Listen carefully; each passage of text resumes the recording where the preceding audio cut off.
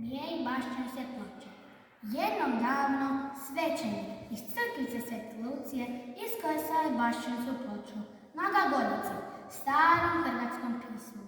Nakon puno godina ljudi iz Hrvatske akademije znanosti i umjetnosti došli su po ploču i odnijeli je u Zagreb. Tu su je posebno čuvali, pazili i ponosno pokazivali.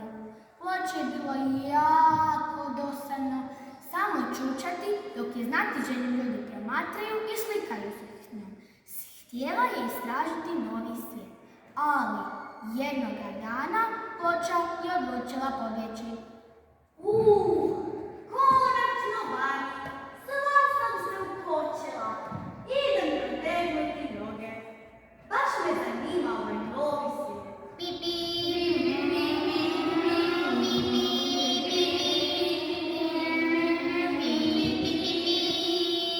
O, baš je ovdje zanimljivo i veselo.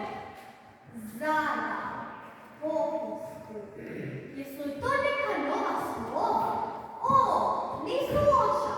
Ova moja slova već su ostarjevani. Imam ideju. Mogla bi ova moja stara slova zamijeniti novu. Sram te bilo, pločo! Kako je to ponašanje? Mi, stara slova. Da, to je prava uvreda. A koliko mi već dugo trajemo? Kakva starost? Prva smo slova starih Hrvata.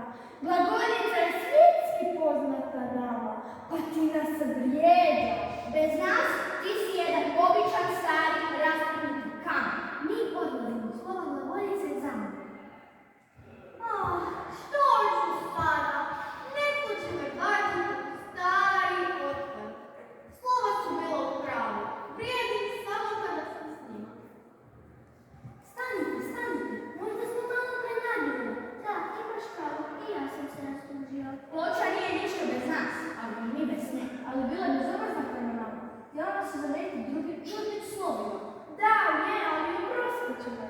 Sigurno je već shvatila svoju pogrešku. I hoćemo li se vratiti?